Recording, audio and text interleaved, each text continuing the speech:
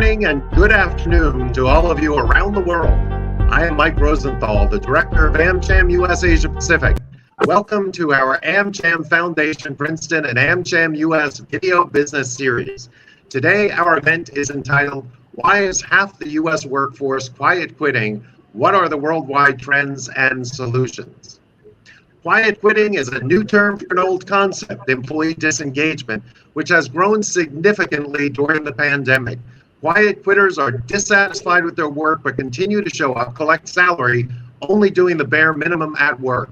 Signs of quiet quitting include actions like failure to attend meetings, arriving late, or leaving work early, and reduced production. It is estimated that at least half of the U.S. workforce fit this category, and it is costing businesses worldwide an estimated $1.5 trillion.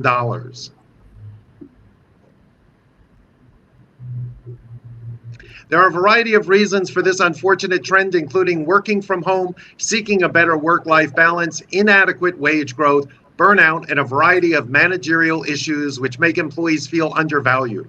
Moreover, employees are now taking to social media to discuss their discontent and encouraging others to do the same. If you have any questions during this session, please do put them in the comments section and we will try to get to them. I now have the honor of introducing our guest panelists to discuss these issues. First, Dr. Digby James Wren, visiting scholar, Deakin University, Australia, Senior Research Fellow, Mekong Development Project, Cambodia.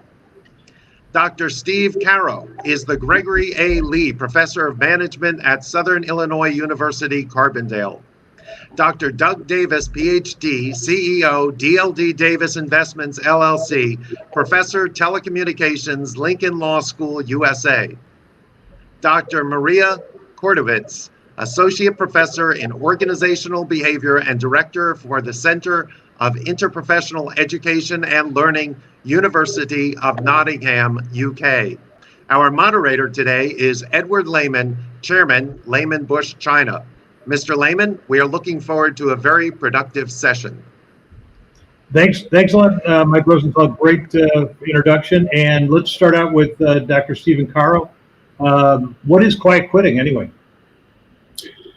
Well, quiet quitting is a bit of a misnomer. It doesn't refer to actually quitting one's job. It's more of an attitude of only doing as much as you have to, not going above and beyond the call of duty, but just meeting the basic requirements of one's job description. Others have referred to it by names such as coasting or just getting by or just doing enough. It may represent something of a reaction against or a resistance to hustle culture or job creep. And it's gone viral on social media, starting with TikTok, and it's a fascinating phenomenon. I look forward to hearing what we all have to say about it. Yeah, no doubt about it. I mean, Dr. Digby James Wren, quiet quitting, is it connected to the Grand Resignation? And can you kind of unpack what the Grand Resignation was, and what are the causes and the effects on the economy in the U.S.? Yeah, well, the Great Resignation was a relatively new term that sort of appeared in 2021. So as the pandemic was, at its height, basically. I think it is related to the Chinese term tangping, which means lying flat, or the mem derivative in the US, which is quiet quitting. But look, it's about record numbers of people leaving their jobs during the pandemic specifically, and working at home, as Mike Rosenthal talked about. But look, there's been some big studies about this in multiple countries, about 50 countries this year in 2022. And basically, number one problem is pay. I mean, and there's obvious reasons for that, and we know about that. But number 2 and 3 were intangible factors. So, related to fulfillment and the ability to just be yourself at work and be able to do what you want to do. If you think about people working from home, they can wear slippers and walk around in their pajamas if they want to. And just, break for the bathroom or for tea or for lunch whenever they feel like they need to, which they can't do in the more corporate environment that they're used to, in the spatial and temporal environment that jobs have been like for the last 100 years. So that's what the Great Resignation is. Great. Doug Davis, the tangping, was just mentioned by by Digby there. What is that all about? I mean, just can you go a little bit, and how does it affect businesses in China? I mean, you run a business in China. How has it affected your business? The idea of lying flat. So the Taiping is a lifestyle and social protest movement in China. Traces its roots actually back before the beginning of the pandemic. Its precipitation is widely regarded to have begun in 2016 when a Chinese national named Liu Hanzong quit his factory job because it made him feel empty. He then rode his bicycle 2,100 kilometers from Sichuan to Tibet and then came back home. He now spends his time reading philosophy and getting by a few odd jobs and things like that. And he's been interviewed by a number of people, including like the business magazine ABC Money, who claimed his story resonated with the Chinese younger generation that have been kind of disillusioned with the work and considered a silent majority in China. Of course, as you might imagine, and not too long later, in May of 2021, the Chinese state media published an editorial asserting that this lying flat, this Taiping, is shameful. And you asked about my factory.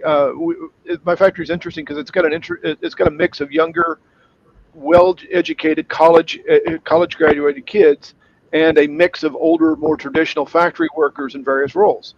And the intermingling is sometimes interesting to observe because the younger generation seems that working smart is sometimes trying to work less or do the minimum amount of work it takes and not a moment longer.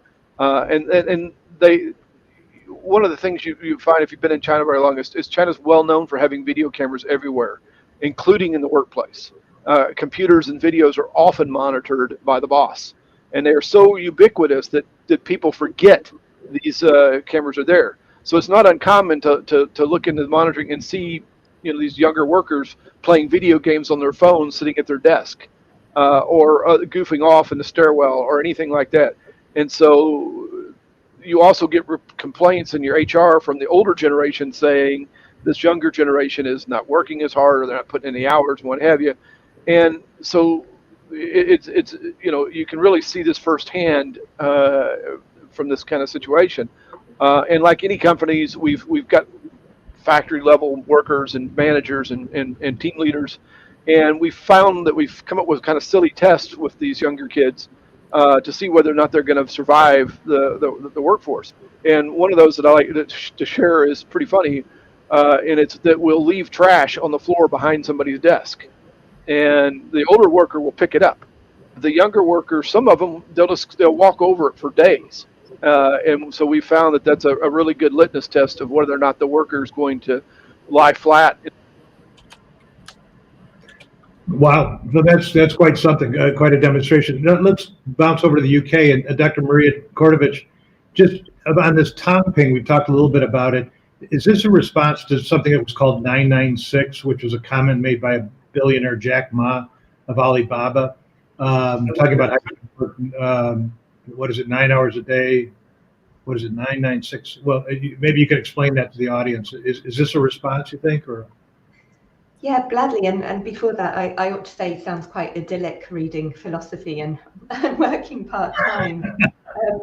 But yes, so as my colleague said, it may well be that this Taiping movement, social protest, started before, but it's noted by the media as really gaining traction around the spring of 21, so during the pandemic.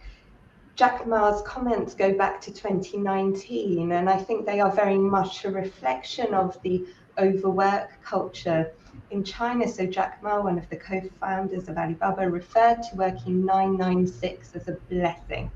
And what 996 refers to is a working week from 9 a.m. to 9 p.m., 6 days a week. So that's 72 hours per week. And he was cited as saying, if you want to work for Alibaba, you should be prepared to work 12 hours a day. And of course, this was at a time when people have started to question their relationship with this overwork culture. And in China, there was some notable deaths put down to overwork. There was the death of Zhang Rui, a gentleman in his 40s who started up a health app, and that was possibly a heart attack related to overwork. So I think these instances that gain, if you like, media exposure contribute to this movement, this rejection of overworking, and also really what is in violation of Chinese labor law. So what we are seeing are movements, and also alongside Tangping, there's also Bailan, so that, and I'm no Chinese scholar, but let it rot. So retreat from pursuing goals and absurd, ever-increasing competition. So there's something about creating an indifference to our relationship with work, an apathy that in some way protects us from this really absurd rat race, if you like, and culture and overworking. Oh, thank you for that. And over to let's switch over to the United States and Dr. Stephen Caro.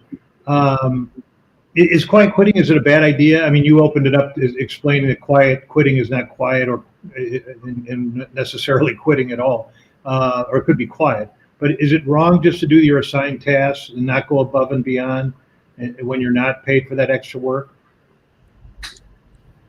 Well, it has both good and bad aspects. From the employer perspective, it's certainly not ideal to have people who are disengaged from the work and only going through the motions, if that's the form that the quiet quitting is taking. But on the other hand, if people are being professional about it and meeting their responsibilities and just refusing to engage in outside of work activities like fielding texts and emails and doing work outside of the assigned time and hours, it might actually help to reduce burnout in the long run. From the standpoint of the individual, it's not going to be a good strategy for success if this is your career position, to be in the middle group of people who are not fully engaged with the work. Those who are more motivated are going to succeed at a higher trajectory than you are. For those who are in a position that's not their desired career or a transitional position, they might deem it as an appropriate strategy. And there's different forms that it can take. If it takes the form of being disrespectful to others or slacking off or being uncooperative or just having very low performance standards, that would certainly harm their performance and be bad for your organization. But if people are showing up and meeting their responsibilities and being professional about it and just refusing to take on additional responsibilities and chase their tail after work of always having to be connected to the office, that would be a different and perhaps more responsible form of quiet quitting. Yeah, thanks for that. And Dr. Digby Ren, about the Tongping, I mean, is that kind of contrary to what was preached before? What was the policy before, which is kind of the Chinese dream by authorities? I mean, you spent a lot of time in and around China. Is this sort of the anathema to that? Well, it's an interesting notion, but the Chinese dream is a conceptual idea about national rejuvenation. And so it's two centenary goals. The first one was in 2020 when China was said it wanted to reach moderate prosperity. And it reached that, also 2021, and it reached that in 2020. So its targets in 2020. And the second one is sort of split into two now. It was originally just one, but now it's two. And that is sort of industrial commercial modernization by 2035. And then by 2049, the 100th anniversary of the revolution, to fully achieve a fully advanced modern society that is equal to or surpasses the advanced economies of today, so Europe and America and Japan. But look, lying flat or tangping is certainly a symptom of the effort to achieve those goals. I think there's no doubt about that. But it's also about difficulties faced by university graduates to gain full and fulfilling employment, which is the same thing as the sort of quiet quitting idea. But I think also it's about not navigating in the standard kind of linear format for promotion and things like that. They want more flexibility, and so it's also about social responsibility. For families. So the Chinese government said it's a shame that people are doing this. Well, so that's the sort of the cultural hierarchy in Chinese society is like that. But look, Gen Z really, I think, is not thinking about this. They're more thinking that they're not driven by hardship. Their parents had some hardship and then were able to generate significant wealth and buy houses. Housing in China is something like 92% of all families have a house. But so for Gen Z, it's not like that. They're thinking about other things. And they want to find themselves. So that fellow doing philosophy and biking to Tibet, for example. And they rely on the relative wealth of their parents and grandparents. But look, there's problems in higher education, youth employment. China has a fairly high rate of youth unemployment. And so there's reasons for that we can talk about a little bit later. But look, I think career flexibility, organizational hierarchies, and greater focus on personal fulfillment is what Tangping is really about. Right. Dr. Maria Kordovich, I know you talked a little bit about Tangping already. I mean, is it that manifesto against materialism? I mean, again, in a matter of being lazy, defeatist attitude, or something else? I mean, what's your take on it? You teach these type of things, and so I'm just wondering what your take might be. And do you see something like that in the UK? Yeah, but I'd agree with my colleague there that this isn't about laziness. This is about disenchantment, hopelessness, a disconnection from the job market. And there's something here about the rejection of societal pressure to overwork. So I would see this as a passive resistance movement. To me, that isn't lazy. It's a way of organizing to challenge the status quo that isn't working for workers. It's a counterculture. So we saw as part of this movement, stage photos and memes being created once that could evade strict censorship laws.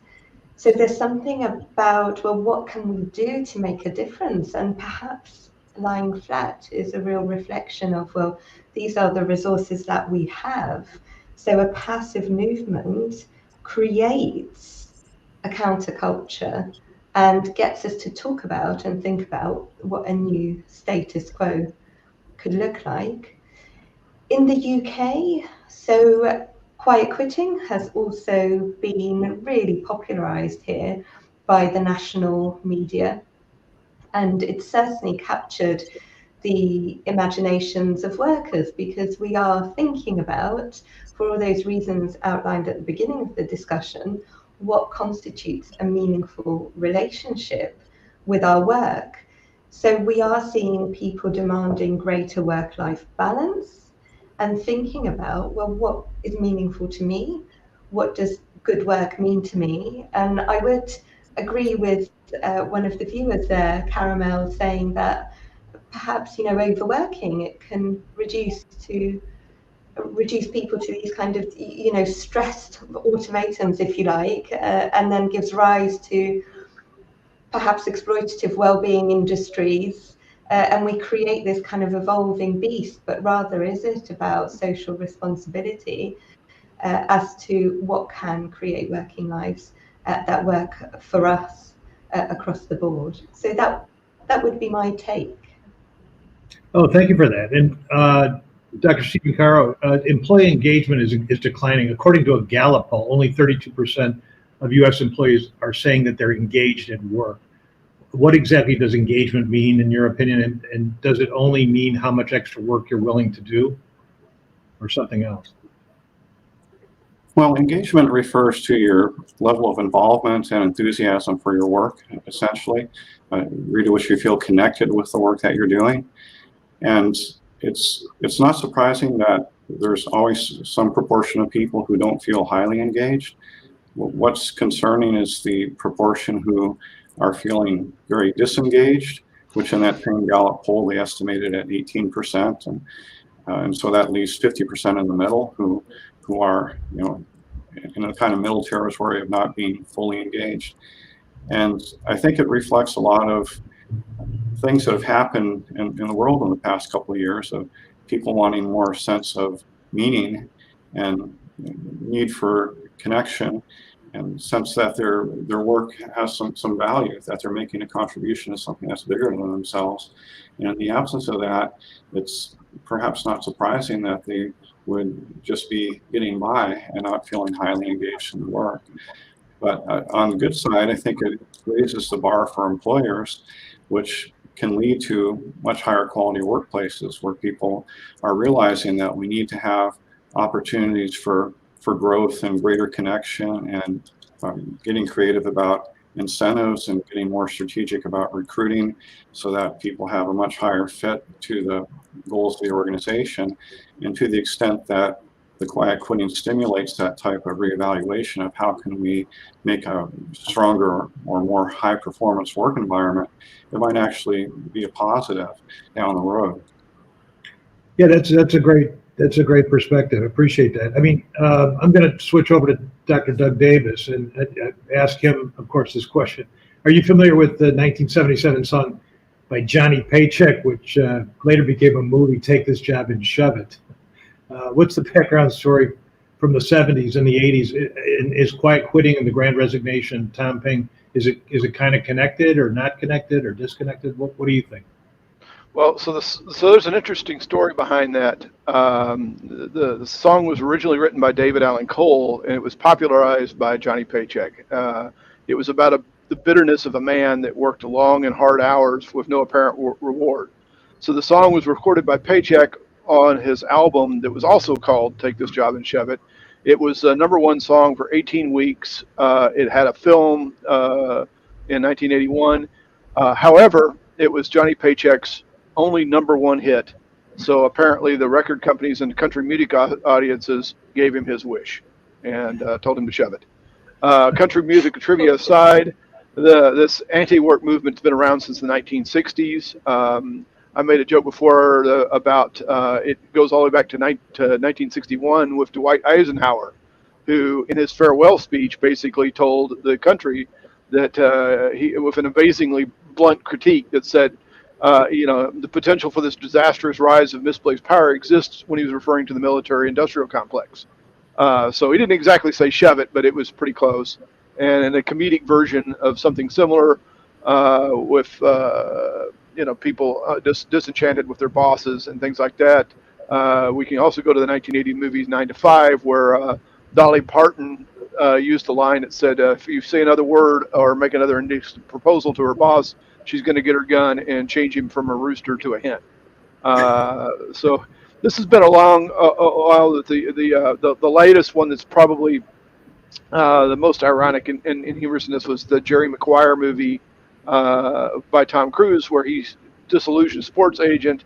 He works real hard. He doesn't feel ready, so he spends an entire sleepless night writing a new mission statement for his business, and then promptly lost his job.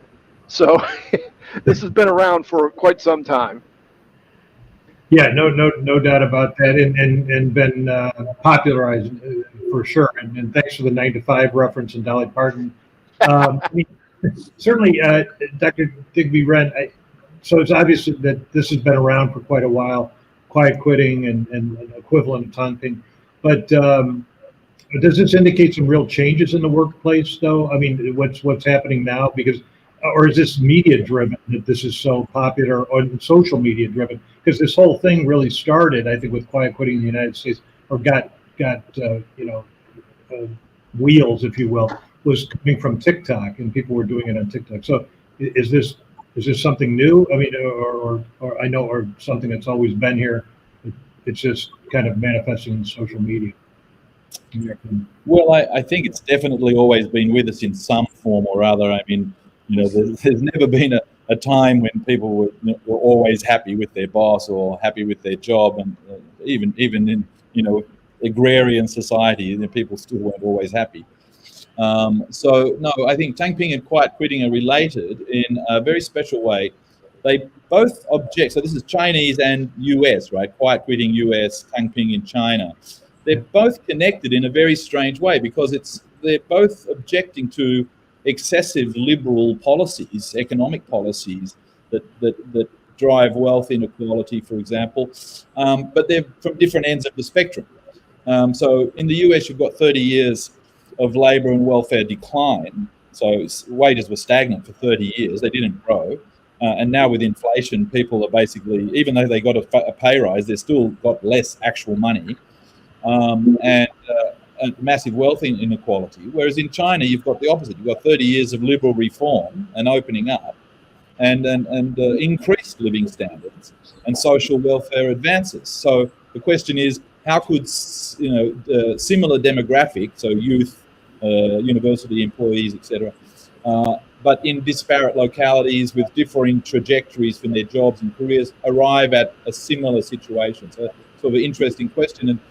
And I think, you talk about the 70s and 80s, and of course the liberal reforms that were introduced, neoliberal reforms by Reagan and Thatcher, and the costs associated with that had a lot to do with it. And those neoliberal things are still being continued today. I mean, a perfect example is Liz Truss in the UK trying to reintroduce borrowing, government borrowing to finance cutting taxes, specifically for the wealthy who would benefit the most.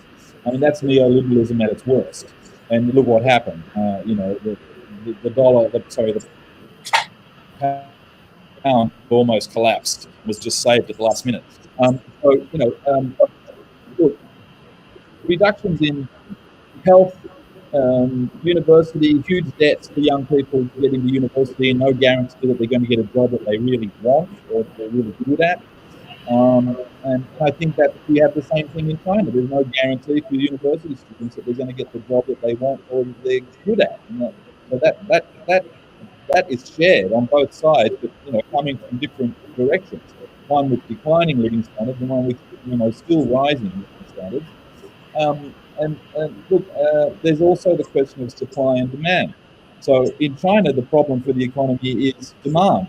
There's not enough demand, so you need more consumer demand, because their economy is still something like 60% services, whereas in the US you've got 80% services, which means casual labour is a much higher rate, and you've got supply shortages. So demand is still strong, but you've got supply shortages.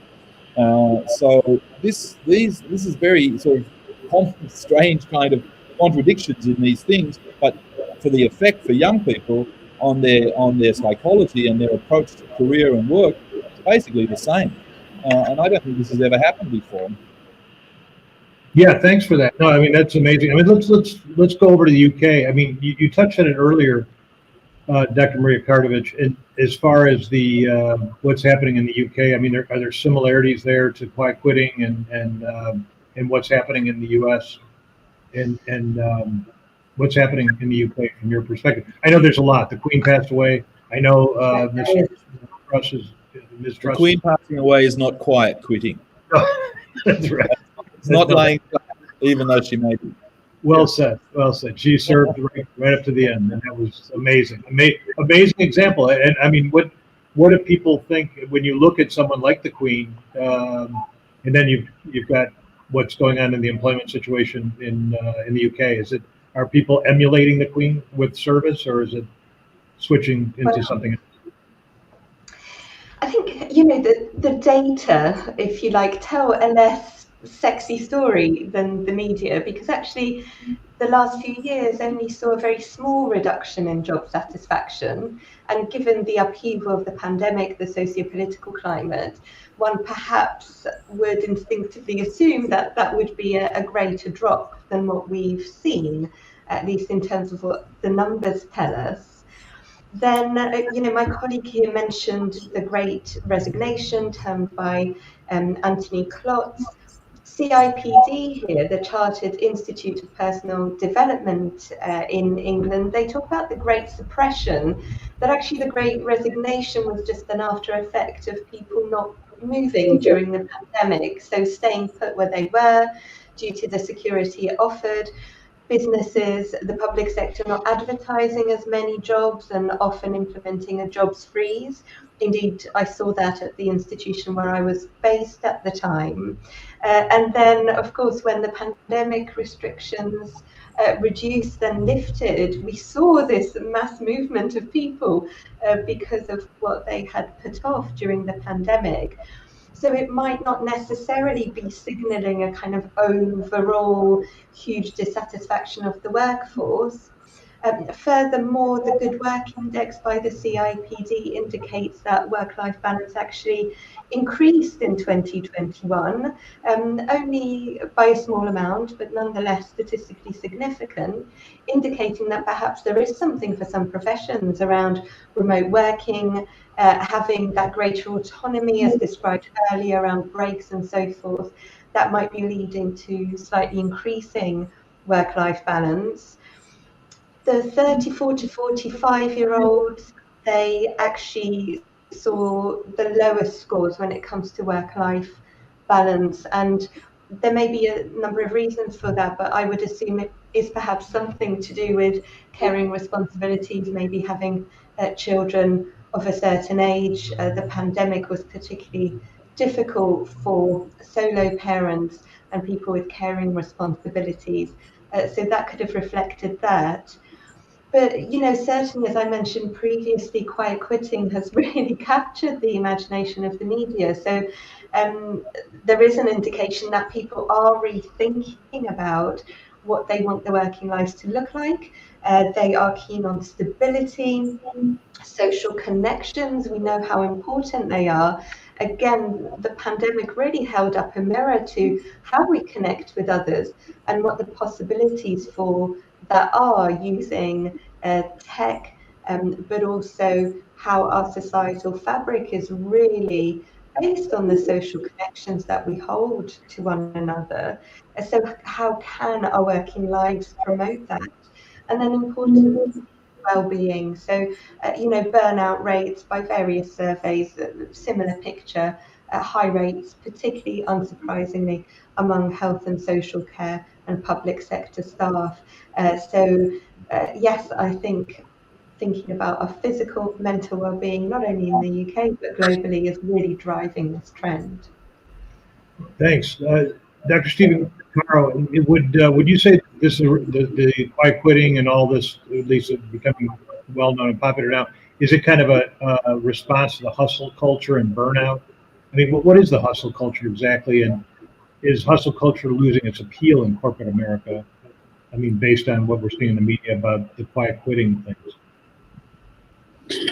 Well, hustle culture is a notion that you have to work hard in order to get ahead. And I always thought it was a bit odd to describe an organizational culture broadly, because organizations differ so much in their culture.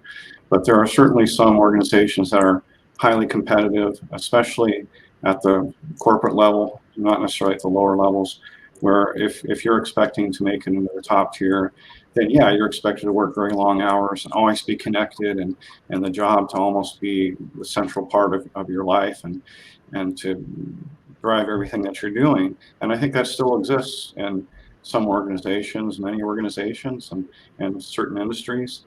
But others have a different view of things. That you can think of your strategies in terms of working smart versus working hard. And to get to the top in a highly competitive hustle culture organization, you have to work smart and hard, and you have to work long hours and smart and hard. But in other organizations, there's more of a sense of wanting people to have some balance, and realizing that they might be more productive in the long term if they have a more balanced lifestyle. And it's more of an emphasis on really working smart as opposed to working hard. And so I think you see a wide variation in these cultures across the different organizations. But yeah, you can still clearly isolate the hustle culture type animal out there. It still is very much in evidence in certain organizations. Yeah, no doubt about it. I mean, Doug Davis, why do we have American in the American culture, this hustle culture in the first place? I mean, was it articulated? I know now you've become the pop culture guy here. Was it articulated in the movie Wall Street, where Gordon Gekko, the character, proclaimed greed is good? I mean, is that where it comes from? Does it come from Puritanism? Where would you reckon this hustle culture? I think we skipped this. This is for Digby here. Oh, I'm sorry. Yeah. Oh, okay. You want me to? Okay, I'll hustle. Culture. Yeah, I got to hustle that one around. I got to do the pop culture references later. Okay, we got 9 to 5. We got. I think that we kind of referenced this a bit earlier about the 70s and the 80s, and low cost borrowing and deregulation and neoliberal reforms. That movie, that's what that's about. It's about the hustle for very, very easy money, if you like, but you got to hustle for it because everybody wants it. And that film was set, the sort of the immoral hunt for hustle for money against the workers' rights and social cohesion. That was the theme of the movie. Ultimately, workers' rights were respected and they owned their own airline. That was the kind of the final thing. So there was a morally correct outcome. But look, we all know that that's not really true. And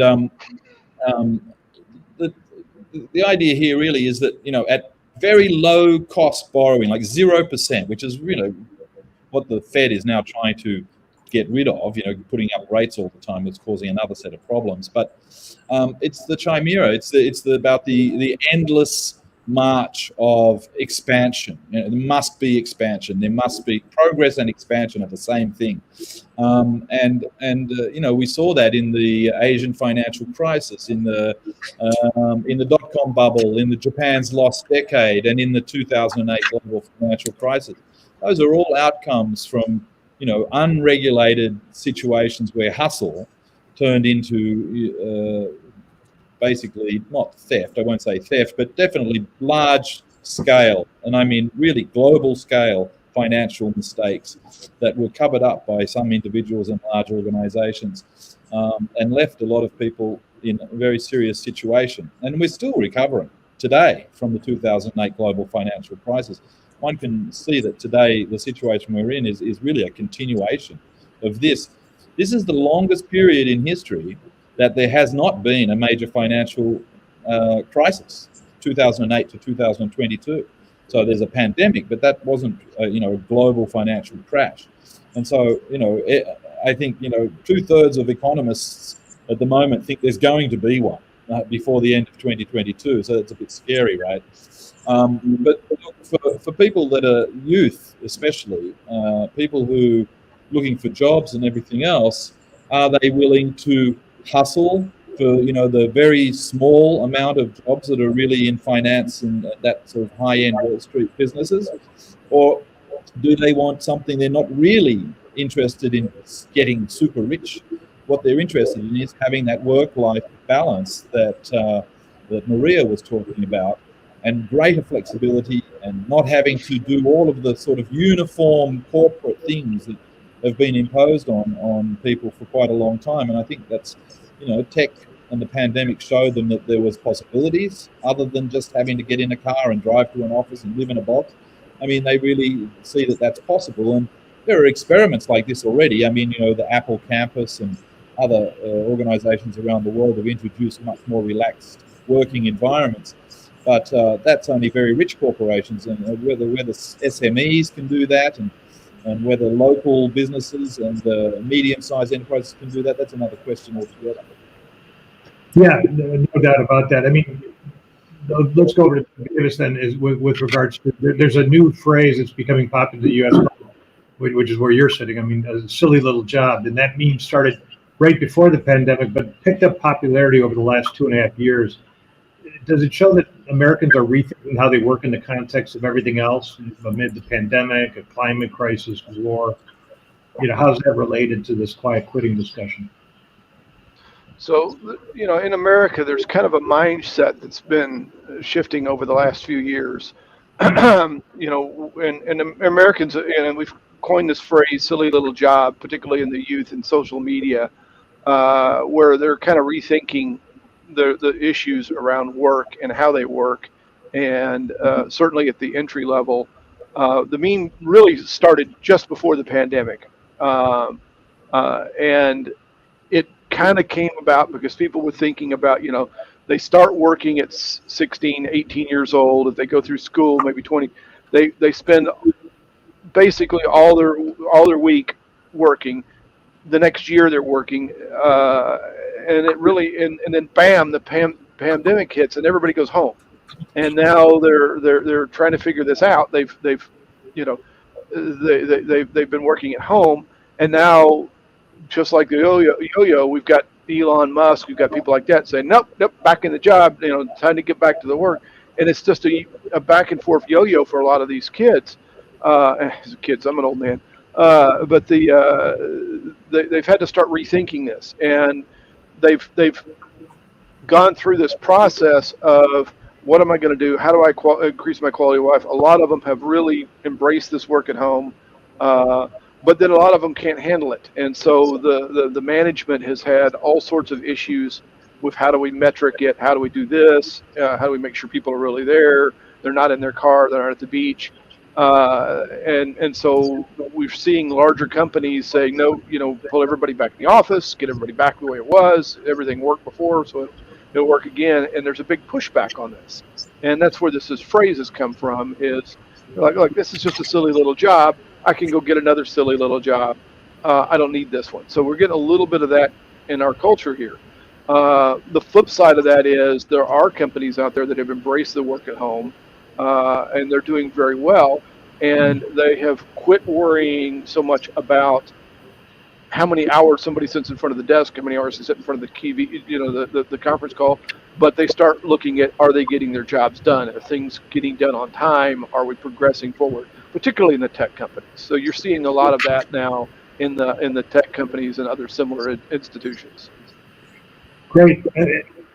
Steve Caro, you've touched on it before. What is quite being kind of a continuation of the Grand Resignation, which saw millions of Americans quit their job in 2021. And how does this fit into the context of the tight labor market, which gives employees more power? I mean, I read that there were like 263,000 folks that got jobs in this last quarter. And what are you teaching, like in Southern Illinois business school, to students about these issues, if anything? Or is this not part of the curriculum yet? Well, to address the first question, a tight labor market certainly gives employees more power. It gives them more opportunities to think about what they want. It also creates the potential for them in a job that they're not happy with to perceive it as a silly little job. And in the past couple of years too, people have had more experience with the flexibility and having opportunities to work virtually and asynchronously, work with other people, and to see some of the benefits and challenges associated with that. Regarding how we can prepare students for this, I think talking to my colleagues here at the university and others at other universities, we encourage students to recognize that organizations are complex, dynamic systems, and that every aspect of the management and strategy of the firm is interconnected. And so any specific issue that comes up, if you have a sound high-performance work system in place, you're going to be able to be more flexible and adaptable with whatever those changes are that arise. And certainly when we have issues like the Great Resignation or quiet quitting, we definitely have discussions of it, build into cases, and try to discuss the strategic implications. I think one of the strengths for young people who are in a business school that has the AACSB or EQUIS or AMBA accreditation is that it's highly interdisciplinary, and so they'll get good training on a host of business issues of finance, economics, strategy, human resources, organizational behavior, and supply chain issues. And we have an analytics focus recently, and so this situation poses a lot of issues for people analytics of how to better manage and evaluate and reward performance, to try and make sure that people have something that they can work for, to encourage them to be more connected with the work, because they see how it adds to their tangible outcomes or to their future growth and knowledge. And with regard to the courses that I teach in human resources, a crucial issue is always the supply and demand of employees.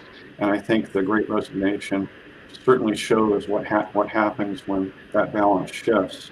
And so we discuss things such as trying to have a company that people would love to join, or you have a high quality work life, and you have paying above the competitive wages and benefits, but it's all contingent on performance. And the idea is that the greater pool of people you have to choose from, the much more selective you can be in hiring people who are an excellent fit. And we also talk about things like succession planning, which has obvious relevance to a situation where you have understaffing, and issues such as using creative selection strategies and recruiting, and really kind of charting your performance in relation to where people are coming from to fine-tune your recruiting strategy. And similarly, in organizational behavior courses, we focus on things such as leadership and trying to develop one's emotional intelligence so that you can have a situation where you're going to interact effectively with people. And conversely, how do you deal with people who are difficult, and how do you deal with the situation where you have some narcissists or Machiavellians in your organization, which is a pretty common phenomenon for many businesses. And motivation is always a very central aspect of those courses. So it's a full cycle type approach to things where all the core fundamentals are crucial, and situations like this pose unique challenges, but they're grounded in those fundamentals. That's great. And is that unique to SIU? That kind of, because I've heard of a lot of business curriculum. I've, of course, never taken any graduate courses in business, but is that unique to SIU, or is that the trend, or typical, or is that atypical? That's the courses that teaching normally in dealing with something. Well, I think the access to interdisciplinary expertise is very common to most business schools. And their focus and approach might differ a little bit. They might have special strengths in one area or another. Some have really built around entrepreneurship or around supply chain and so on. At SIU, we're not as large as some of the larger business schools, so we tend to have a broad coverage of a set of areas without having the luxury to have, say, 5 or 6 or 7 experts on one certain topic. Great, thank you very much for that. Digby, is there a generational shift in work hours? Is this a generational issue or an awakening? Is the grand resignation and quiet quitting both part of an anti-work movement in the world, or is this an awakening of a working class worldwide? Awakening, I'm not sure to what end, but what do you reckon? I'm not sure what Mark thinks about this, but I do not believe that you can characterize Tangping and quiet quitting as anti-work movements. I don't think that's true. I think the onus here is on working conditions and the fulfillment that comes with work, and that specifically the regimentation of time and space. So factories and office, home to work, buses, cars, metros, lost time in many ways. Not picking up children from school, all those sorts of things. That regimentation that has existed since the Industrial Revolution in England and in America in the 19th century, late 18th and 19th century, and it's inefficient for today's society. It's very inefficient, and it's restrictive in many ways. It's very restrictive, and there's lots of uniformity required in terms of the way you act, the way you dress, what time you turn up, or do you when do you leave, and all those sorts of things. It's very restrictive. So digital removes some of those things. I think Maria mentioned that in relation to the pandemic, and digital has released some people, but not everybody. Very few people really can work digitally. Unless it's a specifically callback servicing, that sort of customer servicing, that's obviously can be done digitally. It was always done on phones anyway. But people like us, academics, can do online classes and things like that, webinars, etc. there are a lot of work that can be done online, but not everything. It's not possible. So the sharing space, I think, what we need to think about is, you talk about an awakening. I think Marx's approach to economics and social conditions is probably the best that there's been so far. But those notions of workers and peasants uniting, and I don't think can be grafted onto middle-class social conditions in the world today. And I really do believe now, having thought about this quite a lot since you invited me onto the panel, that this is very close to a middle-class phenomena, less than it is just a pure working-class phenomena. So there's some element of choice available, economic choice available to a lot of young people here.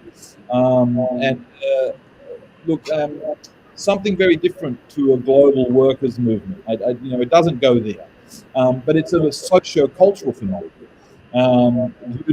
People who want less restrictions on living, on time, on space, more productivity, more flexibility in productivity and its potential and its possibilities.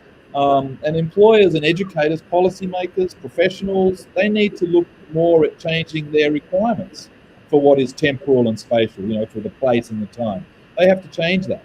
And less uniformity, and expand environments, expand localities, digital, scientific, culinary, food. When people make sure people got access to good food and water and things like that. Physical, being able to do sports. These are all things that are in our societies, and it's in our films and our media, and everybody, wants to be partaking in these things. But, being regimented to the 996 or any other kind of regimentation like that, going to small boxes in cars, those linear patterns of development, I think, are coming to an end. And we really need to seriously think, the organizations need to really seriously think about much more non-linear methods of connecting to their workforce, and flexibility, and obviously digital can be part of that. But these spatial and temporal functions are not going to attract young people, and it's not going to give them, they don't see it as giving them career opportunities or status potential. And I think they're looking for other alternatives, and that's what employers are going to have to provide them with. Sounds right. I mean, Doug Davis, there's a Gallup poll that says labor unions, amidst all this, have reached the highest level of approval since 1965. What do you make of the increase in support of labor unions? And is this the labor union of your grandfather's generation, or does the labor union popularity, is it somehow connected to quiet quitting? Any correlation there? So that's an interesting poll. I'm not that, labor union started in the 1700s, so I'm not that old. But in that poll, they said that 12% of the American populace belonged to a worker union, which is a huge number. But if you break that apart, more than 1 in 3 workers in that poll, 37%, belonged to a union that was a federalized union, federal workers, so they're government workers, where only 7% were private sector employees. So if you break that even down further, 18% were educational employees. So that said, again, around 18% were postgraduate degreed workers, and in that same number, 12%. Of that 8% surveyed had less than a high school education. So it's pretty interesting to see when you break that metric down, the layout. What was also interesting is that the south of the U.S. Only 6% of the southern states belonged to a union, where the east was 11, Midwest was 14, and west was 17%. And out of all the ones that belonged to that union, the 15%, had a household income of $100,000 or more, with the majority having between $40,000 and $99,000, and only 6% having less than $40,000 a year. The most striking thing that plays into the theme today is that there were no significant statistical changes in genders or political party affiliations, and that the exact opposite of what you hear in our media, it was the case that 55%, the majority of the union members were 55 or older. So to some extent, it's our generation that that are union members, and only 8% were below the age of 34. So that's a huge tell that this unionization of our youth, which you see in our media all the time. I mean, every big company gets something in the Starbucks, Walmart. Everybody gets something in the news sooner or later about how their young workforce was to unionize. But when it gets right down to it, 8% of the union members are below 34 years old. See, that's fascinating. I mean, and no, thanks for unpacking those facts and those statistics. It's really something. I mean, Dr. Maria Kurtovich, what do you see as the role? I mean, now that we've got those numbers, I mean, the role of labor unions in America. I mean, from your perspective, from the UK, of course, but does it give workers bargaining power, and does it help them fulfill their demands? And how about? And I mean, obviously, the labor unions have been infamous or famous, certainly in the UK. Do you see it the same over there? And is it the same kind of situation over in America? And I should say, actually, that just for context for your listeners, I'm sitting in Margaret Thatcher's hometown where I live, and there's a very controversial statue of her in the town centre that got egged on the very first day that it was erected, and that was after kind of years of contestation and London not quite wanting her. So here she is standing proud in her hometown. And of course, as mentioned previously, Margaret Thatcher famously dismantled the unions, and this was very much linked to the neoliberal market deregulation policies that were mentioned previously in this discussion. So in the UK, the picture of the one survey I looked at, 54% public membership, so public workforce being unionised, and around double of the private US workforce, so looking at about 14% in the UK, which is typically cited as being too low. And what can we encourage? How can we encourage private sector workers to unionise? The public sector, I study healthcare professions, so belonging to a union is very well established there for the various health and social care professions. And really, their role remains. It's about collective bargaining over wages, working conditions. They support workers with violations of contract provisions. And there's something here about a sense of belonging. So when we think of social psychology and this notion of strength in numbers and the evolutionary benefits that we gain from belonging to a group, that's very much the human process that union membership is based upon.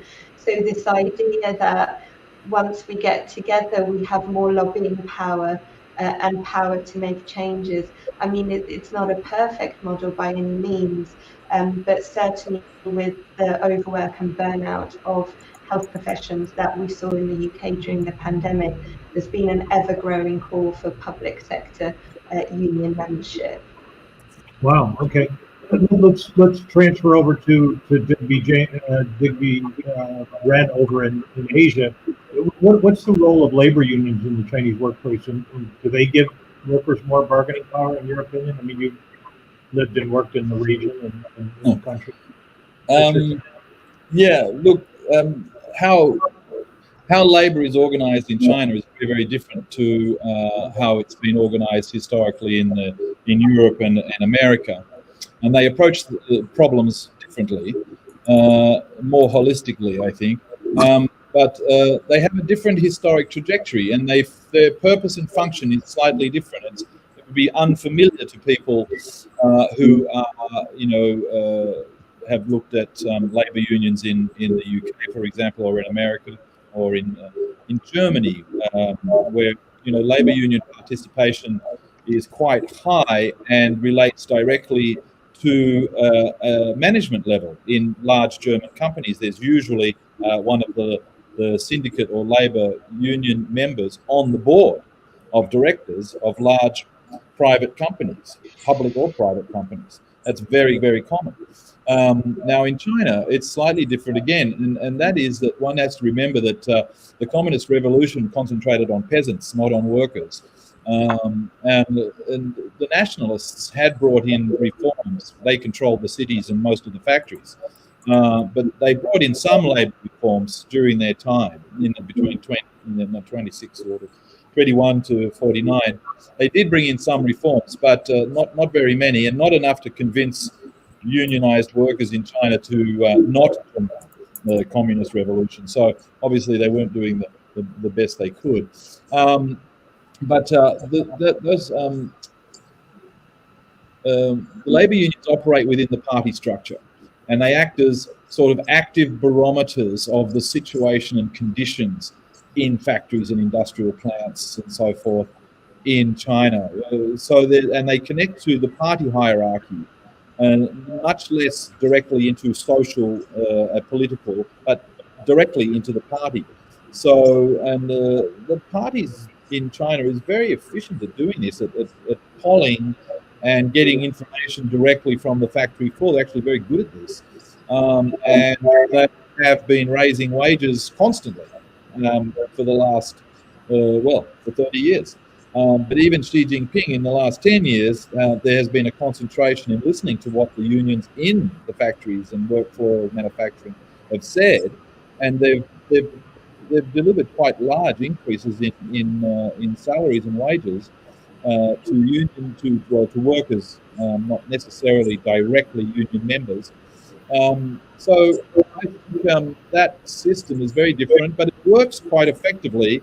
And the party does have, and the government in China has a very good idea of what's really going on the factory floor and what's going on in manufacturing and in the services sector.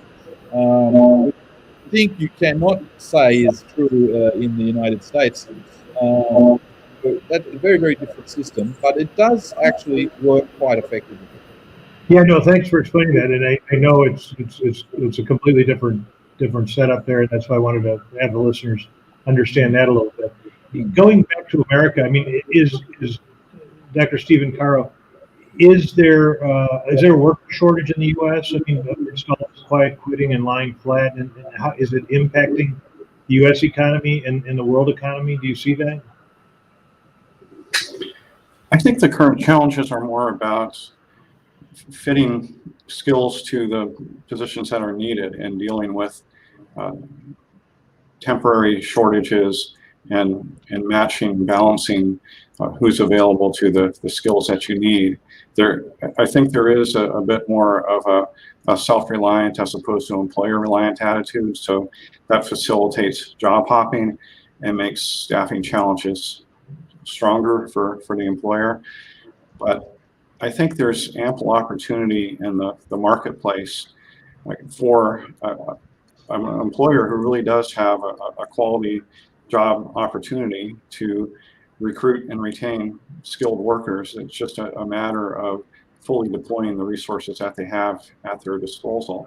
I think sometimes there's a tendency to blame workers for a situation where the job is not really having any opportunities for connection or growth or really many barriers to the job. And a lot of times you'll see that those organizations that do offer those opportunities, that they have no problems whatsoever. People are beating down the door wanting to work for them, and it's because they're offering not just better paying benefits, but also much higher quality of work life, more flexibility, more growth opportunities. And when you are in that upper tier, all these issues of worker shortages, they don't vanish, but they get a lot easier to deal with because you have a lot more flexibility, you have a lot more capability to select people who are going to have the skills that you want. Yeah, no doubt. I mean, Doug Davis, I mean, how long do you think this trend is going to continue? I mean, the Federal Reserve has decided that the U.S. we'll need a growth recession to rein in inflation, and massive job losses are a part of that program. As the economy contracts and unemployment rises, do quiet quitters need to worry about the safety of their jobs, would you reckon? Well, I mean, the answer is multifold, right? So not having a job, it doesn't go well for someone's future. So that's pretty big. But just during recessions, Americans have historically turned to self-employment, and you can see that right now in the U.S. The workers filed over 5 million new business applications in 2021, which is a huge increase since 2008. A lot of that is pandemic related, and a lot of that is the fact that the gig economy has grown up, and a lot of the folks have understood that you're better off setting yourself up as a small business to work some of these gig jobs. And a lot of it is they were laid off, or they weren't happy with their jobs. So these gig economy jobs have started up and, of course, turned into businesses, and some of them have done well, and some of them have found that they're having to do multiple versions to make ends meet. With the economy downturn that's somewhat predicted in some circles, this could be a blessing in disguise because they tend to be dominoes. People go to work less, they do less, they need the gig labor less than what have you, and so it's a little bit of a teeter-totter there, where these gig jobs and some of the transient jobs that people have started businesses around could really be a benefit right now, and could very much be a detriment later on if they're trying to go back into the workforce and they're in an interview and they say, well, you were an IT professional for 20 years and then you worked Uber for 7. What are you going to do now? So that's a shift problem that these workers are going to have to face when the economy eventually turns around. And likely the statistics are showing that most of these are possibly working towards or even less to the federal minimum wage. And so as this economy contracts, there could be more and more people competing for limited opportunities here. Yeah, no question about that. I mean, let's talk about the flip side. I mean, Dr. Digby-Wren, what about employers? What do they do if they find their employees are quiet quitting? Have you heard of the term quiet firing? I mean, has that been going on, and is that a tool for employers? We really haven't talked much about the employers in this discussion. Yeah. Well, I just want to refer quickly to something that Steve had said, and that's about how organizations, employers, if they're well, perhaps in tech or in sort of businesses that are doing quite well in the modern economy, in the current economy, they need skilled labor. And so that points to specialization as something that's particularly interesting. And what you find with a lot of people that are laying flat or quiet quitting is that either they don't have a specialization, which means that they're going to be more likely to move from one situation to another, or they do have a specialization, which means that their services are more sought after. And so that's interestingly to look at in the people with high levels of specialization. Are they doing this too? And I think the answer to that is no, they're not. And then the other point, referring back to what Doug just said, and that relates to employers as well, is that clearly employers and principals, managers, executives have got to change their own habits.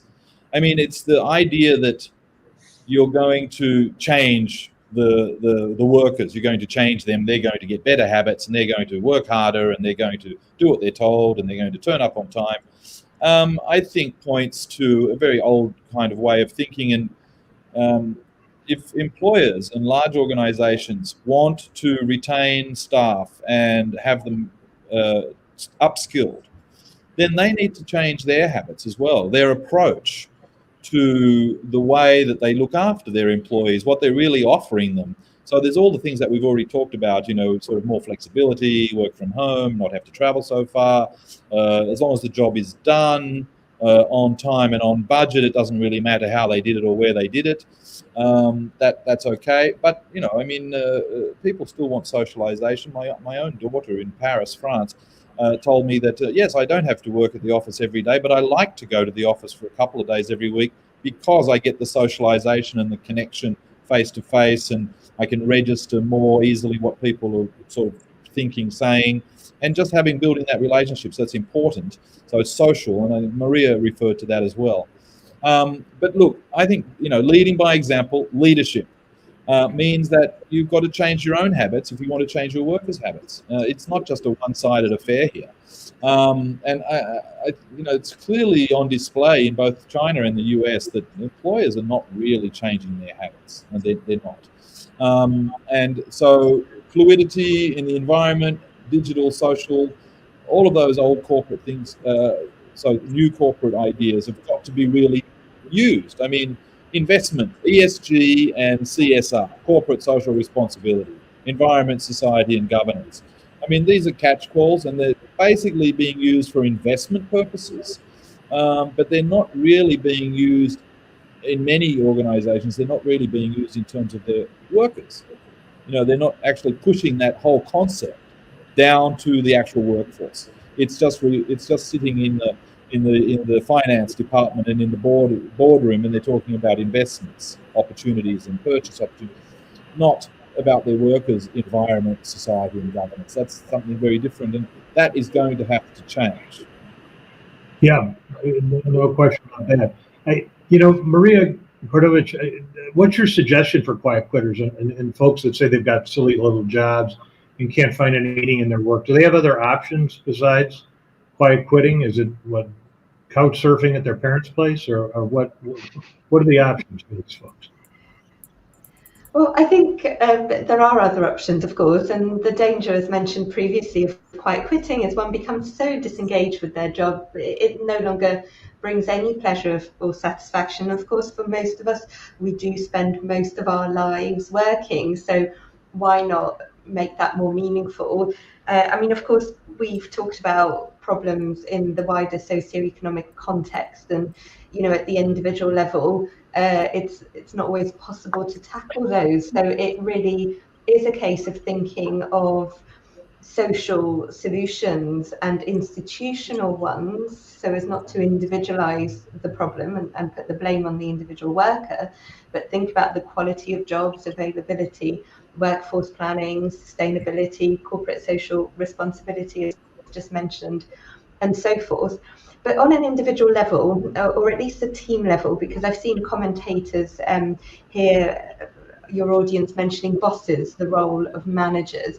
So I think we should move away from that dichotomy of us and them, the worker and the boss, because actually bosses are workers too, and they are just as susceptible, if not more, to burnout and their work undermining their well-being. So what is it about the teams that we create that helps to foster a sense of well-being, a sense of belonging? We've heard about the concept of psychological safety, so the extent to which within a workplace the team can hold risk and accept challenge and accept difference. So there's been a lot of thought given to, well, how do we create inclusive workplaces where diverse views can be heard and can help to enhance the way we work together. And typically, if people do feel a sense of commitment and citizenship to their organization, they are likely to be more productive. But it's not just about productivity, because we've all got differing capacity for productivity. Again, we're not robots. So can a workplace create a home for diverse groups of people and to foster how we belong in the workplace? I think for me, that's more likely to create engaged workers than a trend of kind of checking out, because that in itself is disengagement. So there's that, and then also outside of work, and I know people have different means, different resources, but I think we know from research that the work-life balance is important, or at least good work-life integration. So how do we give space to pursue our health, spend time with loved ones if we're that way inclined, leisure time, and I think that's really important. I think really being boundaried and assertive around that is likely to help us prevent burnout at work. Yeah, absolutely. I mean, Doug Davis, I mean, just moving to America from that, is there a difference between the red states and the blue states? You did a nice job unpacking how unions are different in the South, say, for example, and in the West Coast and East Coast. But with quiet quitting, is there some difference in the U.S. between demographics and also politics? Yeah, Ed. So one thing that the liberals and conservatives, the red states and the blue states, if you'd say, is that everybody kind of agrees that working hard is the only way to succeed in this country. There was a study published by Cornell University in 2019 that interviewed a lot of the management and workforces and tried to see if there was some kind of divide across the lines. And there really wasn't. What they did found is that the liberal side of things, the blue states, felt like that there was more things and more tools and what have you that were needed to ensure success for the workforce than the red states did. But the argument had been made that in the U.S. that there were jobs that just wouldn't be done. No matter what tools you give them or who was there. And then we had a social experiment that accidentally occurred when Donald Trump closed the border in 2020 to 2021. We took in 1.7 million less workers, and at the same time we increased our job growth. So the argument of whether or not there's tools or whether or not there's different needs doesn't appear to hold much water, at least in our little social experiment we accidentally ran here. So at the same time, I would echo what others on the panel have said. The workforce wants to be cared for. They want to feel like they're making a difference. They want their boss to pay attention to them. They want the company. They want to feel embodied and empowered by the company. And right now we've got this incredible labor shortage for peacetime, and we're still having a large social ecosystem around this quiet quitting. So there's a piece of this that we still don't fully understand, and as I said earlier, there's a lot of people starting new businesses here. There's a lot of money out there for new businesses in the U.S. So you're seeing a lot of entrepreneurship start up, and that's also contributing to the workforce shortage at the corporate level. But it's also filling in what we call the not in labor force numbers that the Bureau of Labor Statistics is reporting. So in the end, depending on how this recession goes through, we may find that the smaller businesses succeed, and the education and the political alignment, whether they're red or blue state, doesn't really matter. It's really going to come back to working hard and having job satisfaction. Right.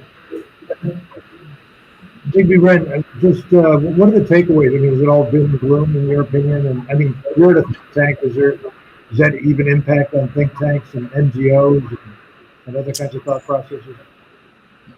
Well, I think capacity building is the overriding concern for any think tank or NGO engaged in economic development. That's for sure. I don't think that you can say that Taiping and quiet quitting and the different trajectories of youth in China, in the US, are ideological per se. I don't think they are really ideological. They're an outcome of socio-economic outcome, not specifically ideological. And I think it's the rigidity in the existing system that is causing most of these problems.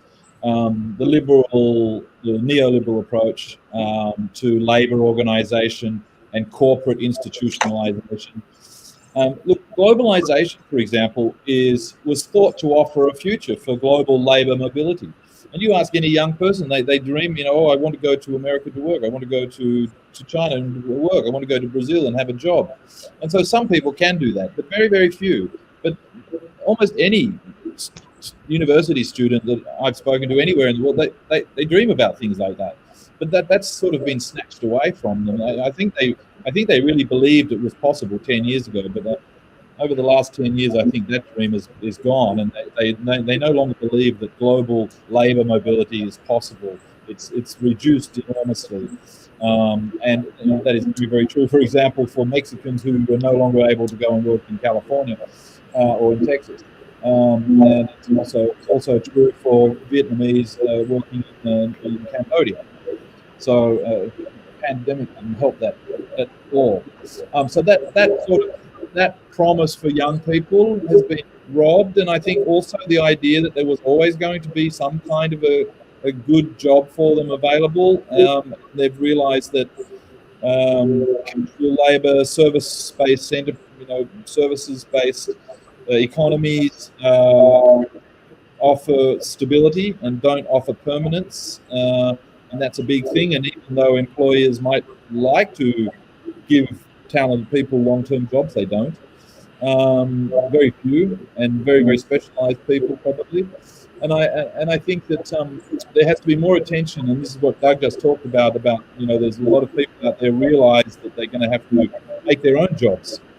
Small and medium enterprises continue to be the backbone of economies everywhere in the world, and they have to employ most people. And but for NGOs and think tanks, we're very worried about how vocational training and education and how small and medium enterprises can sort of sign up to 4 or 5 years of training somebody to be really good in a technical capacity when they might leave or quit. That's a problem as well. So I think as long as the political elites keep struggling over political, economic, and military supremacy and supply chains and everything else, it's not going to make the job market very interesting for anybody. There's real planetary awareness amongst young people. They have a planetary awareness, and they see this as being futile. They don't see that this sort of struggle, nationalism and restricting flows of mobility and knowledge and people, they don't see this as positive. And so why should they join why should they join that sort of society? It's so much more interesting to ride your bike to Tibet. So, and I also just mention again ESG and CSR. If corporations don't take that seriously, I don't see how their workers are going to take it seriously. And there are wider global questions that corporations need to address: the United Nations Sustainability Development Goals, pandemics, food scarcity, pollution, great power competition. Young people are going to lay down and quietly quit if all of that stuff doesn't stop. And making that stop is something else altogether. But that's what NGOs and think tanks think about. Absolutely. Great. Thanks for that. And now I'm going to turn over my reins to Mike Rosenthal. Thanks to the panel for that. Mike's got some questions that have come in over the course of our discussion. So over to you, Mike, and you'll take it from here. So with this quiet quitting phenomena, I know that when I was a young employee, I wanted to really stand out. It seems like for those people who want to work hard, it's a much easier job to stand out and get ahead. Do we have any information or statistics or kind of case studies about how much easier it might be for people these days to stand out from their other employees who are quiet quitting?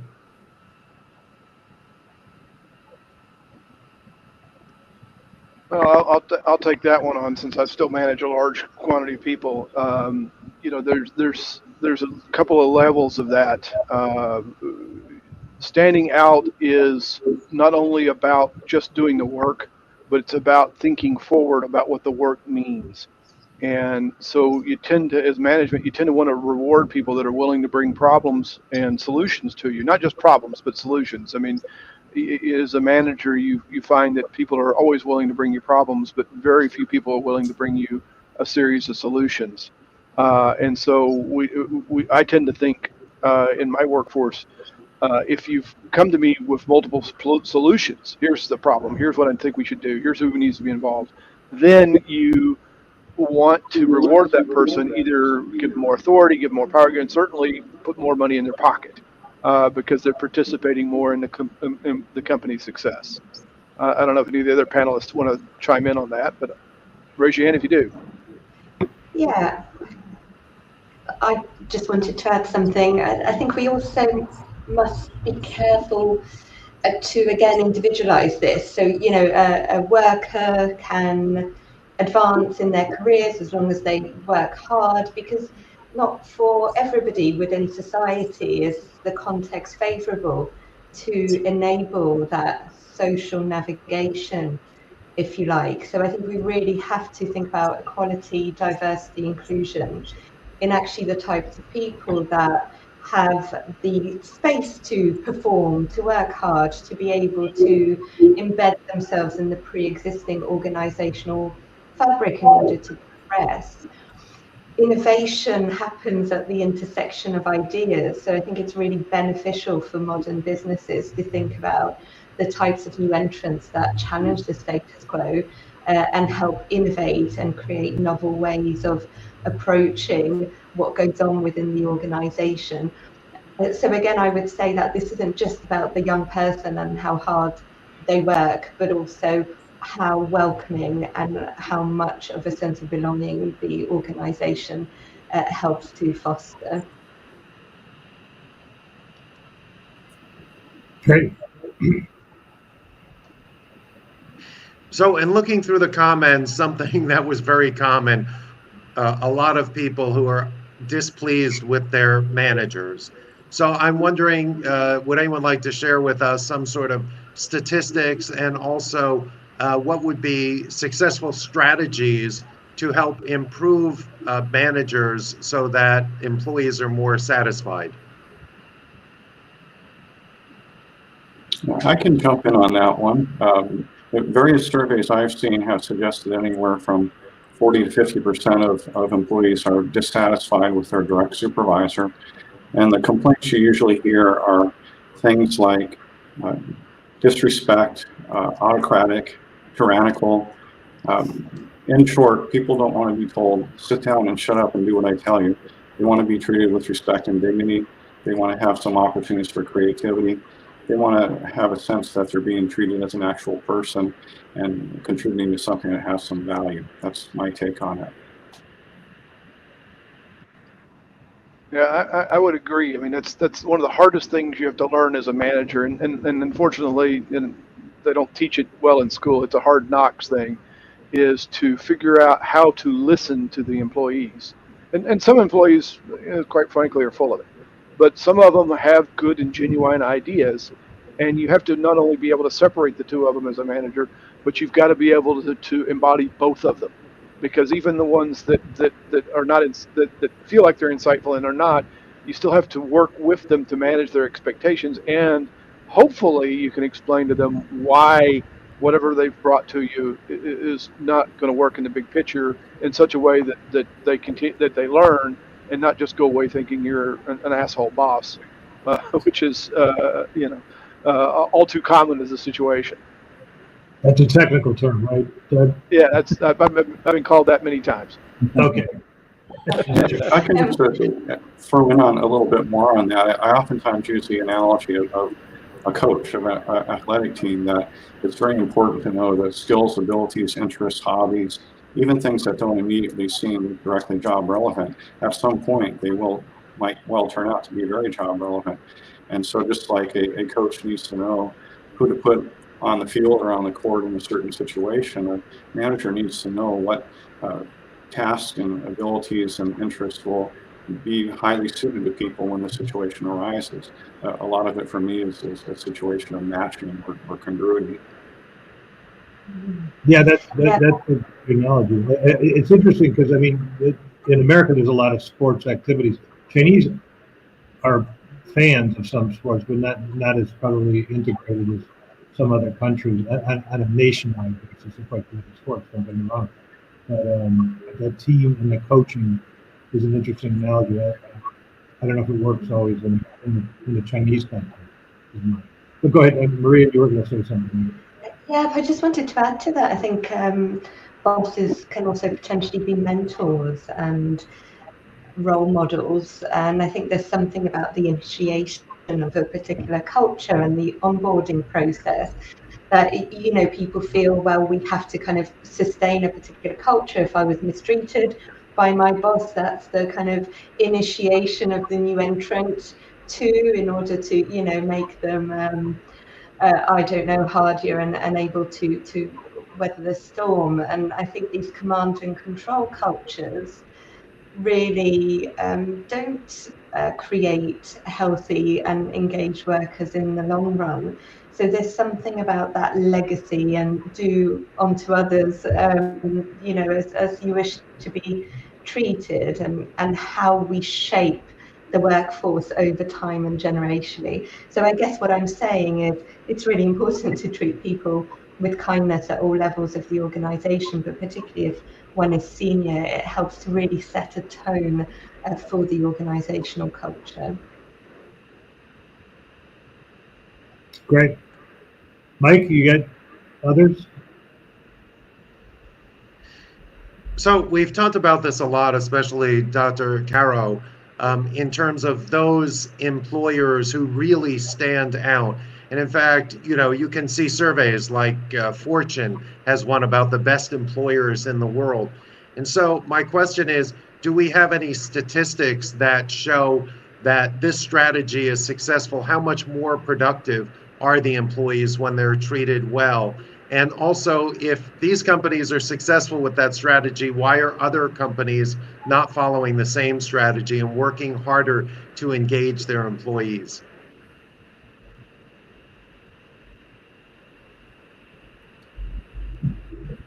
There you go. That's a hard question for everybody to answer, isn't it? That's a very difficult question to answer. But the problem with that, the notion that you always get champions. So you're going to get one company. So for example, Apple, for example, runs fantastic programs for all of their employees, but they're all very specialized, or generally very specialized, and they've given them fantastic sort of campuses around the country to work in, and they do fabulous onboarding programs, and they do group activities and social activities, all sorts of things to help people get them on board and get them involved and get them excited about Apple. But not every company can do that, and it depends on, so the percentage of jobs that are involved in different sectors and what those jobs actually really involve. Because, what we have to remember is that people that have very, very high stress jobs in finance and administration and things like that, they're actually a very small number of people in real terms. The vast majority of workers across the world are employed in small and medium-sized enterprises, and many of them are in services, but not all of them. Some of them are in other kinds of specialized tool making, or with craftsmanship, special kinds of craftsmanship, tradesmen and so forth. And they need special skill sets, and their mentoring is so important. But it's very hard to run. Governments have failed miserably, especially in the UK and the United States, failed miserably to run successful vocational upskilling training programs. And for small and medium enterprises, it's been a really big failure. Germany has been probably the most successful. The Swiss are very successful at this. The French are moderately successful. And China has not been successful at this either. So there's something about mentality of basic social cohesion that you need, social cohesion that you need. And this needs to be put through all the way through management of organizations. So, for example, unions have membership on the boards of directors of German companies. That's been a long-standing practice, and some other countries do that, and some enterprises in the United States, I know, also do this.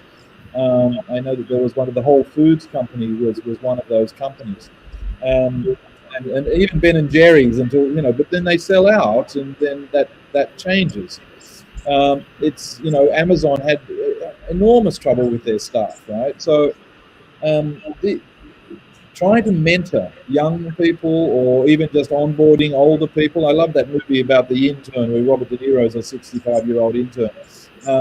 But it's the same problems. It's the same problems about, you know, listening to your staff and your workers and learning from them. And that's the very same thing that academics have with their students. You have to listen to your students to learn how they need to learn. And that has to happen with workers as well. And I don't think there are really that many very large organizations that control or have the possibility, the potential, or actually do have very successful programs of retention, unless it's retained to money and large scale amount of money. But that is not most workers. So then it has to be fulfillment. It has to be upskilling. It has to be flexibility. So that's going to be very, very difficult challenge. And of course, the business schools and even high schools have to really be, you know, much more focused about this. And governments have to be much more focused on small and medium enterprises and vocational training going forward. Otherwise, I think we're not, you know, this will just be an endless cycle. Yeah, very good. And then we have one last question. And the final, wrap it up. The final question that I have is that one of the comments talked about how people are quiet quitting in order for their bosses to fire them, so they can, I guess, go out and get another job, but they're unhappy with their job. So do we see a trend in this direction? I'm sure this is something that's always happened, but is it increasing? And what are the risks of doing something like that, and the benefits, of course, for employees? I can kick off. I don't know if it is a trend, actually, but it feels to me like that's quite a painful, slow way to, you know, ease out of a particular job that one isn't satisfied with. I think for me, quiet quitting more denotes, you know, staying put, but just working to one's job description rather than trying to kind of passively create a Machiavellian scenario where you are then pushed without having to do so yourself. But I think perhaps there is something about when one is on the cusp of burnout, when one is dissatisfied and disengaged, and perhaps mental health is suffering, that motivation to look for work elsewhere can be difficult to find. So it could be that this is a bit of a strategy. Well, once I'm pushed, I'm then going to have to find a new job. But I would perhaps urge workers to reconnect with what's meaningful to them and you know, attempt to find the motivation to seek that in their lives. Yeah, I want to add the counterpoint to that we've seen this. I've seen it in my own businesses before, where workers will just slowly stop showing up to work on time. They'll take longer and longer breaks, and you know, as the big boss, as they say in China, I would put the onus on the local manager to pay attention to this, because it's a clear sign of an impending quiet quitter or just quitter. You know, in the old days, it'd be the photocopier resumes you'd find at the end of the night. Nowadays, you just find that they're spending less and less time focused on their job. But that's both a local management problem and a corporate problem. The local management needs to know this, and they need to make a decision right away about this person. And then always, when I pull a manager aside, I said, it's a sink or swim decision. You're either going to invest your time in this employee and get them more productive, back up where they need to be, or you need to get rid of them. And there's no middle ground here. It's a Band-Aid. Either put it on tight or rip it off. And you have to do that to coach the managers, because you can get a person that will quiet quit for a very long time when you have a weak manager. And sometimes you have to take the measure to take out both the weak manager and the employee, because you're not going to solve that problem. And it's a little bit brutal corporately, but it's the survival tactic that you have to execute if the company's going to succeed. Great, thanks, Doug. And thank you to the panel. And Mike, you're going to close it out?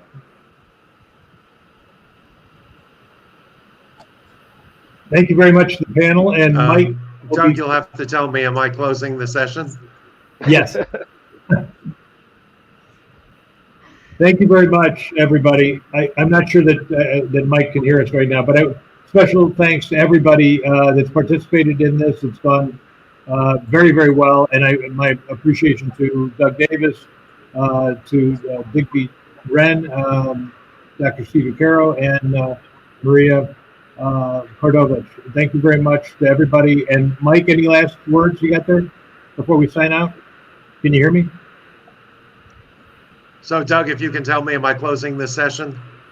Any last words, Mike? Okay, thanks. I'm sorry I can't hear Mr. Lehman. On behalf of AmCham US and the AmCham Princeton Foundation, I would like to thank our fantastic panelists today, Dr. Digby James Wren, Dr. Steve Caro, Dr. Doug Davis, and Dr. Maria Kordovich. I see we have all doctors on the panel. Our outstanding moderator, Ed Lehman, who's chairman of Lehman Bush and also in charge of AmCham US.